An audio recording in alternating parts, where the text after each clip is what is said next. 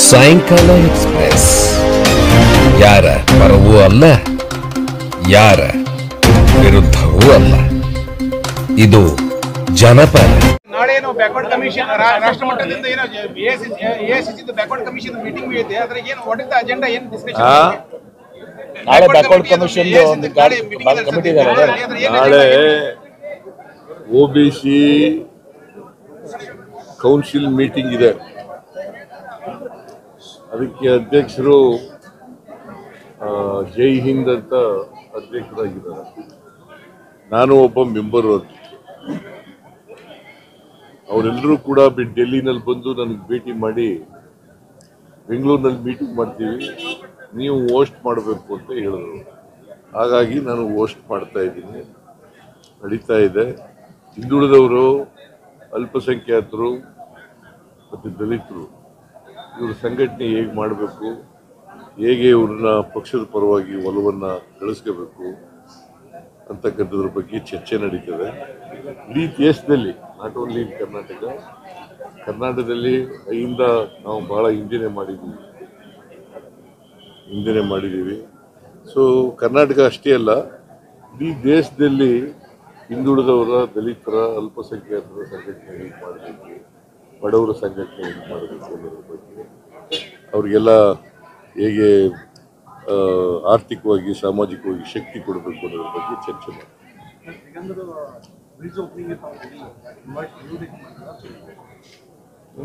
ಅವರು ನನ್ನನ್ನು ಇನ್ವೈಟೇ ಮಾಡಲಿಲ್ಲ. ಈ ಇನ್ವಿಟೇಷನ್ ಅಲ್ಲಿ ಹೆಸರು ಹಾಕೊಂಡಿದ್ದಾರೆ. ಆದ್ರೆ ಇನ್ವೈಟ್ ಮಾಡ್ಬೇಕಲ್ವಾ? ಈ ರಾಜ್ಯದ ಮುಖ್ಯಮಂತ್ರಿ ಯಾರು? ಕರ್ನಾಟಕದಲ್ಲಿ ನಡೀತಾ ಇರೋದು ಫಂಕ್ಷನ್, ಕರ್ನಾಟಕದಲ್ಲಿ ಸೇತುವೆ ನಿರ್ಮಾಣ ಆಗಿರೋದು, ಅದ್ರ ಉದ್ಘಾಟನೆ ಮಾಡಬೇಕಾದ್ರೆ ನನಗೆ ಕರಿಬೇಕಲ್ಲ. ಅದಕ್ಕೆ ನಾನು ಪ್ರತಿಭಟನೆ ಮಾಡಿ ಒಂದು ಲೆಟರ್ ಕೂಡ ಬರೆದಿದ್ದೀನಿ. ಇವರಿಗೆ ಯಾರವರು, ನಿತಿನ್ ಗಡ್ಕರಿ ಅವರಿಗೆ ಪತ್ರ ಬರೆದಿದ್ದೀನಿ. ಈ ಮಾದೇವಪ್ಪ ಇದ್ದಾಗಲೇ PWD ಮಿನಿಸ್ಟರ್ ಆಗಿದ್ದಾರೆ, DPR ಆಗಿತ್ತು. ಅವರು KRDCಯಲ್ಲಿ DPR ಆಗಿ ಅದು ದೊಡ್ಡ ಸೇತುವೆ ಅಂತ ಹೇಳಿ ನ್ಯಾಷನಲ್ ಹೈವೇಗೆ ಕೊಟ್ಟರು.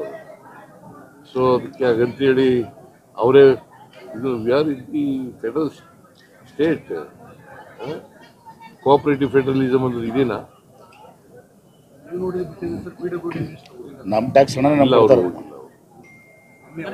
PWD ಮಿನಿಸ್ಟ್ರು ಹೋಗಿಲ್ಲ, ಡಿಸ್ಟ್ರಿಕ್ಟ್ ಇನ್ಚಾರ್ಜ್ ಮಿನಿಸ್ಟ್ರು ಹೋಗಿಲ್ಲ, ಕನ್ಸರ್ನ್ಡ್ ಶಾಸಕರಿದಾರಲ್ಲ ಅವರು ಹೋಗಿಲ್ಲ.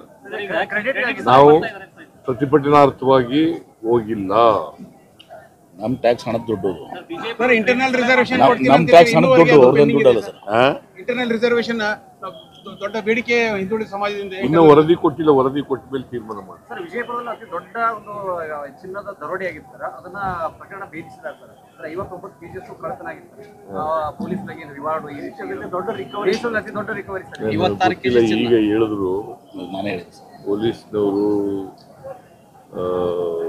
ಹಿಂದೆ 59 kg ಅಂತ ಚಿನ್ನ ಅಂತ ಹೇಳಿದ್ರು. ಸುಮಾರು 53 ಕೋಟಿ ರೂಪಾಯಿ ಬೆಲೆ ಬಾಳ್ತಕ್ಕಂಥದ್ದು. ಈಗ ಅದನ್ನು ರಿಕವರ್ ಮಾಡಿದ್ದಾರೆ. ಅಪರಾಧಿಗಳನ್ನು ಹಿಡಿದಿದ್ದಾರೆ. ಅಪರಾಧಿಗಳಿಗೆ ಹಿಡಿದು ಅವ್ರನ್ನ ಜೈಲಿಗೆ ಕಳಿಸಿದ್ದಾರೆ.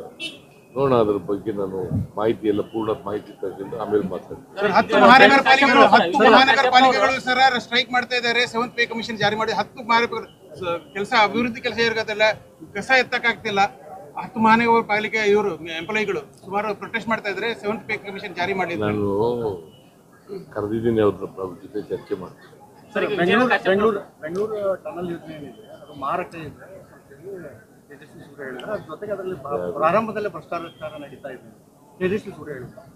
Tejasvi Surya technical man. ಅವರು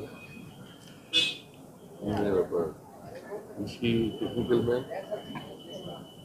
ನಾವು ಟೆಕ್ನಿಕಲ್ ವರದಿ ಆಧಾರದ ಮೇಲೆ ಮಾಡೋದು. ಟೆಕ್ನಿಕಲ್ ವರದಿ ಸರಿ ಇಲ್ಲ ಅಂತಂದ್ರೆ ಮಾಡಲ್ಲ, ಸರಿಯಾಗಿದೆ ಅಂದ್ರೆ ಮಾಡ್ತೀವಿ. ಪ್ರಾರಂಭದಲ್ಲೇ ಭ್ರಷ್ಟಾಚಾರ ನಡೀತಾ ಇದೆ ಅಂತ ಇನ್ನೂ ಶುರುವೇ ಆಗಿಲ್ಲ. ಅದು ಟೆಂಡರೇ ಕರೆದಿಲ್ಲ, ಭ್ರಷ್ಟಾಚಾರ ಹೆಂಗೆ? ಭ್ರಷ್ಟರಿಗೆ ಮಾತ್ರ ಭ್ರಷ್ಟಾಚಾರ ಕಣ್ಣು ಕಾಣೋದು.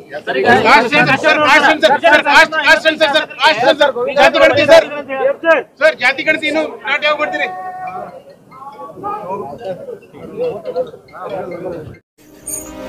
ಸಾಯಂಕಾಲ ಎಕ್ಸ್‌ಪ್ರೆಸ್ ಯಾರ ಪರವೂ ಅಲ್ಲ, ಯಾರ ವಿರುದ್ಧವೂ ಅಲ್ಲ.